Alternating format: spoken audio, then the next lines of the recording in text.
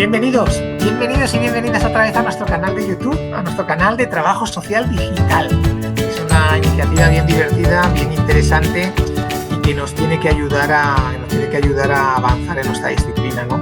Hoy tenemos la suerte, como siempre, de tener por un lado al soporte técnico intelectual, que es el profesor Chaime Marcuello de Zaragoza. Bienvenido, Chaime. Hola, bienvenidos. Aquí estamos de nuevo. Viva Zaragoza, hay que decirlo.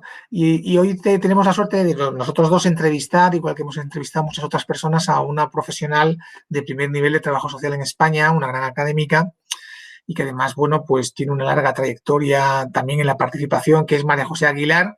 Y te agradecemos mucho que esté con nosotros, María José. Muchas gracias por dedicarnos un poquito de tiempo. A vosotros por la invitación. Siempre es un placer charlar con dos colegas y amigos como vosotros. Y más de estos temas, ¿no?, que nos interesan tanto a los tres.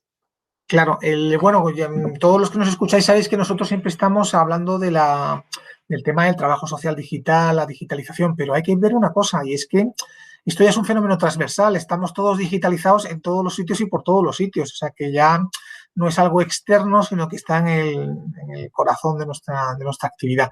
Entonces, la primera pregunta, María José, tú que eres una experta en movimientos, en intervención social, en el ámbito de los servicios sociales y el trabajo social, ¿cómo ves tú el fenómeno de la digitalización? Pues mira, yo lo veo de manera, para decirlo brevemente, ambivalente y casi paradójica, porque por un lado no podríamos entender la vida de cada uno de nosotros ni de las personas con las que trabajamos individual y colectivamente sin ese vector de la digitalización. Vivimos dentro de un paradigma tecnológico y desde para comunicarnos con nuestra familia hasta para llamar por teléfono, mandarnos correos, bueno, todo pasa, ¿no?, por las nuevas tecnologías de la información y la comunicación. Y sin embargo, creo que en el campo del trabajo social y de los servicios sociales hacemos un uso muy limitado, yo creo que muy parco, y no todo lo innovador y lo creativo, lo sinérgico que podría ser de esta digitalización. Creo que tenemos una visión un poco estrecha de simplemente entender lo digital en el trabajo social y los servicios sociales como hacer tareas que antes se hacían de manera analógica, hacerlas ahora de manera digital. Y yo creo que la digitalización en el campo de la acción social abre unas posibilidades enormes también de intervención en contextos online. Creo que además son herramientas que, si las usamos bien, ojo, siempre con este condicional, podrían servir para eliminar la burocracia presencial e intensificar la relación de calidad profesional. Y sin embargo, tengo la sensación, no sé si estáis de acuerdo conmigo, en que no estamos aprovechando adecuadamente, o por lo menos al máximo de su potencial, todas estas posibilidades. Obviamente que también hay riesgos y hay personas que tienen un cierto temor, ¿no?, a esa pérdida de cercanía como consecuencia de la mediatización tecnológica en los procesos de relación. Pero yo creo que eso puede obedecer más a una cierta tecnofobia, ¿no? Insisto, creo que dependiendo del uso, obviamente hay riesgos, pero también enormes posibilidades. Y yo creo que utilizamos más lo digital en nuestra vida cotidiana como personas y que no lo estamos aprovechando suficientemente. No digo que no lo utilicemos, pero no todo lo que podríamos en el campo profesional. A mí, hombre, la verdad es que a mí me hace pensar mucho lo que dices, porque es verdad que incorporamos la tecnología de manera instintiva, ¿no? Vamos haciendo lo mismo, intentamos hacer lo que hacíamos antes escribiendo con un boli, ahora con el ordenador, pero la digitalización es una cosa distinta, va mucho más allá. Para mí, por ejemplo, hay cuestiones que hablo mucho con Chaime que son muy importantes. Por ejemplo, si las organizaciones se vuelven más jerárquicas o no con la digitalización. No es un futuro feliz si no lo gestionamos correctamente. Si el trabajo social con nuestros usuarios en los servicios sociales va a poner en riesgo sus derechos, o los nuestros. Por ejemplo, cuando alguien te pide que te graben la sesión con la trabajadora social, ¿no? Yo creo que aquí hay un fenómeno que se abre mucho, ¿no?, y que tiene muchas perspectivas, ¿no? Desde tu perspectiva también como activista en el trabajo social, ¿tú crees que ahora las redes sociales observas más formación en los alumnos de trabajo social? ¿Ves que la gente las utiliza de manera, bueno, como la vida cotidiana, o que hacen un uso experto de ellas? Yo, si me tengo que guiar por mis estudiantes, creo que hay una minoría que hace un uso experto, pero la mayoría creo que utiliza lo que llamamos nativos digitales, no son nativos en todas las esferas. Tienen muy internalizado y naturalizado el uso a nivel cotidiano y de ocio, de entretenimiento, pero yo sí que observo en actividades formativas que luego el uso de ciertas herramientas específicas, por ejemplo, para hacer estudio autogestionado colectivo de ciertos textos, pues a algunos de ellos les cuesta. O sea, yo sí que observo, también es verdad que doy clases en una universidad donde muchos estudiantes vienen de pueblos muy pequeños, del medio rural y demás. Yo sí que percibo en el alumnado universitario también esa brecha digital. Y en cuanto al tema de redes, yo sí que, por ejemplo, creo que en ciertos ámbitos, por ejemplo, en el mundo de las webs o de los blogs profesionales, de las wikis, etcétera, sí que creo que llevamos bastante tiempo antes de esta pandemia que ha venido a acelerar el trabajo social digital, porque yo creo que el trabajo social digital ha existido siempre. Lo que pasa es que no éramos conscientes de ellos o no se utilizaba tan intensiva y extensivamente como nos ha obligado a hacer, ¿no?, el tema del coronavirus. Pero yo creo que dentro de lo que es el campo profesional, por ejemplo, la comunidad de blogs profesionales, de webblogs, tanto a nivel de autor individual de profesionales como de movimientos, entidades, organizaciones, es algo que tiene una larga tradición y que lo que ha hecho en este último tiempo ha sido incorporar herramientas adicionales de redes, por ejemplo, como esta que estamos utilizando ahora de YouTube, que han ampliado las posibilidades, por ejemplo, para hacer formación online a través de webinares, reuniones de intercambio de experiencias, docencia telemática en otras universidades sin salir de casa. Ahí sí, yo creo que se ha producido una ampliación y una intensificación de cierto tipo de redes que generan esas sinergias. También se han puesto en evidencia los riesgos que tú decías, porque todo el tema del registro seguro de usuarios, tanto de los profesionales como usuarios de plataformas tecnológicas, como de las propias personas a las que atendemos, yo creo que es un tema al que no se le está dando la importancia que tiene. Pensemos en, o sea, todo lo que tiene que ver con la privacidad. Nosotros trabajamos en general con personas que están en situación de vulnerabilidad, de fragilidad humana, de sufrimiento, que requieren de ayuda, de protección, de cuidado. Es decir, no estamos hablando utilizando las tecnologías para una conversación de ocio, de entretenimiento entre amigos, ¿no? Entonces, yo creo que esto nos plantea como mínimo dos retos a nivel profesional y de activismo también profesional, ¿no? Es decir, necesitamos adquirir competencias digitales avanzadas, por lo tanto, incorporar en nuestra formación de grado, de posgrado y también a nivel de reciclaje profesional, todo lo que tiene que ver con las competencias en el uso de tecnologías. Hay herramientas fantásticas de facilitación online para hacer sesiones de intervención grupal online que son muchas veces desconocidas, pero también, o sea, yo creo que eso se quedaría cojo si no incorporamos y somos conscientes de la necesidad de conocer y comprender todo lo que tiene que ver con la axiología y los nuevos retos y desafíos éticos que este nuevo tipo de relaciones mediatizadas por la tecnología implican, tanto para los profesionales como para las personas con las que trabajamos. Y me gusta insistir en esto porque pareciera que el trabajo social digital es una cuestión de adquirir competencias tecnológicas. Obviamente, si no las tienes, pues no las puedes poner en práctica, ¿no? Pero creo que no solo es una cuestión procedimental o de competencia tecnológica. Necesitamos también competencias axiológicas y replantearnos si queremos ser fieles a la ética y a los principios y los valores del trabajo social, solucionar este tipo de cosas, porque en un despacho con la puerta cerrada, obviamente, por ejemplo, el secreto profesional está salvaguardado porque depende solo de 2 personas, pero cuando hay una mediatización tecnológica, el uso de una plataforma en la que te tienes que registrar, bueno, es muy importante garantizar para unos y otros la privacidad de esos datos, que la comunicación se asegura, etcétera, etcétera, ¿no? Aparte de, por supuestísimo, cumplir escrupulosamente toda la normativa de protección de datos. Oye, escucha, es muy interesante lo que vas contando, María José. A mí lo que me van quedando preguntas y como esta conversación pues no puede ser infinita, habría que ir poniendo alguna cosa para también que quien nos escuche y que luego se entretenga en volver a mirar lo que aquí estamos hablando, porque esto lo improvisamos sobre la marcha, o sea que es un diálogo que luego, fíjate, ya no se hace efímero porque lo podemos volver a ver.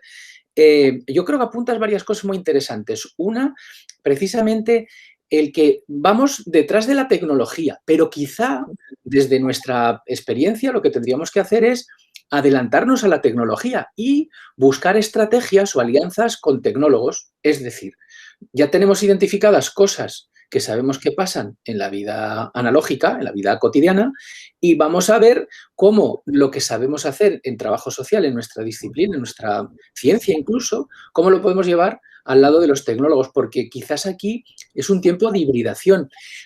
Aunque antes has dicho que desde siempre estamos en el lado de la tecnología, bueno, desde siempre estamos al lado de los efectos que produce la tecnología en la sociedad. Y entonces esto, claro, para nosotros que somos del siglo pasado, pues hombre, las tecnologías estas las hemos visto crecer y ahora las hemos visto llegar a nuestros despachos. Entonces, ¿cómo crees que podíamos hacer fecundar o, no sé, o sembrar o inocular o infectar, no sé qué verbo sería el más bonito, para hacer que cuando las gentes que hacen plataformas para registrarse o servicios que luego prestan las administraciones, ¿cómo podíamos hacer para buscar esa digitalización que pasa primero por la axiología? Porque me ha parecido que tú nos recuerdas que en trabajo social lo primero es estar al lado de las personas, ¿no? Bueno, yo estoy de acuerdo, Xavi, pero para centrar bien a María José, infecciones en tiempos del COVID no. Mejor vámonos a otro concepto distinto. O sea, vamos a hacer expansión, difusión, diseminación, pero, por favor, infecciones no. María José, ¿cómo ves lo que te pregunta, Xavi? Bueno, como yo soy una mujer rural que nací en el campo y me crié en el campo y ahora vivo en el campo, a pesar de este cosmopolitismo que ha ido transitando mi vida, hay una palabra que a mí me gusta mucho y ahora que estamos en finales de la primavera-verano, que es la polinización. En la naturaleza hay muchísimos procesos que son imposibles sin esa polinización. Llevar las cosas de un lugar a otro para que crezcan y florezcan, ¿no? A mí, fíjate que me parece que desde el trabajo social, por la formación, el bagaje y la experiencia que tenemos a nivel científico, académico y profesional, podríamos ser profesionales y expertos de primerísimo nivel y aportar una serie de consideraciones a quienes luego tienen las herramientas técnicas para diseñar este tipo de plataformas, algoritmos, etcétera, etcétera.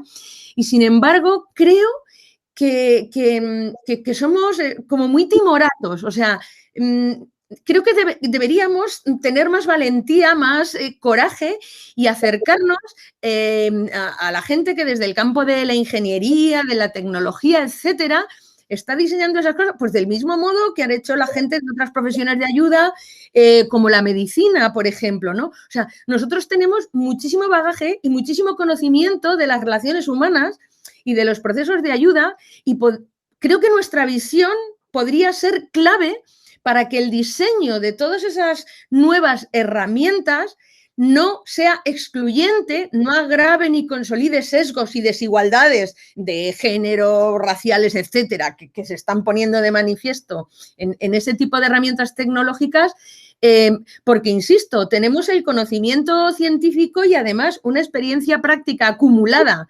sistematizada y reflexionada de primer orden, pero yo no sé si es que es un cierto complejo de inferioridad o que en el trabajo social somos muy pocos, Jaime, los que desde siempre nos hemos vinculado en proyectos de investigación, etcétera, a colegas del campo tecnológico, más de las ciencias duras, pero a mí me parece que ese es un reto fundamental. Oye, sí, pero fíjate, se me ocurre que este vídeo lo vamos a titular La polinización digital. Mira, me gusta. Bueno, yo creo eso puede sonar también a película particular, pero bueno, me parece bien. Trabajo social y polinización. Bueno, vale. Yo creo que... Yo creo que se puede leer en una polinización en doble sentido. O sea, sí. Yo creo que el trabajo social deberíamos dejarnos impregnar porque a veces somos un poco rígidos y no somos todo lo permeables, ni lo flexibles, lo abiertos, lo creativos, lo innovadores que podríamos llegar a ser, porque somos un poco refractarios, ¿no?, a tratar de incorporar ciertas herramientas que nosotros consideramos como duras, como despersonalizantes, etcétera, cuando no lo son, ¿no? Y a su vez, creo que todo el mundo de la tecnología podría enriquecerse y mejorarse notablemente con las aportaciones, visiones y enfoques que podemos aportar los trabajadores sociales. La cuestión es que eso, en teoría, está muy bien, pero luego en la práctica, si queremos que eso se implemente y se lleve a cabo, significa que tanto las personas que venimos del campo del trabajo social como las personas que han estado tradicionalmente en el campo de la tecnología pura y dura, de los artefactos materiales, pues tenemos que hacer que ya se están haciendo y se llevan haciendo desde hace bastante tiempo, proyectos verdaderamente interdisciplinares y transdisciplinares donde la aportación del trabajo social es fundamental. O sea, muchísimos avances, por ejemplo, en robótica avanzada, en domótica residencial, etcétera, han contado con aportaciones desde el trabajo social para que la usabilidad de esos artefactos se adapte, ¿no?, a las necesidades de personas pues, que tienen algún tipo de dependencia funcional, por ejemplo, ¿no? En diseños, por ejemplo, a nivel urbano. En todo el tema de las Smart Cities, a mí me parece que falta un componente clave del trabajo social si queremos hacer ciudades y entornos, hábitats mucho más amigables, sostenibles, que cuiden a las personas y al medio ambiente y que no sean la dictadura del automóvil, ¿no? Y luego en el campo de las relaciones, a mí me parece que en el trabajo social y los servicios sociales podríamos también enriquecernos muchísimo con la aportación de un montón de desarrollos tecnológicos que nos pueden aligerar enormemente los procesos de trabajo y de decisiones que son rutinizados y rutinizables. O sea, hace poco leía que la burocracia es el colesterol de las organizaciones. No puede ser que nuestra acción profesional contribuya al crecimiento de ese colesterol malo. Tenemos que ser limpiadores, ¿no?, de las tuberías esas que atascan. María José, ¿podríamos hablar de servicios sociales obesos?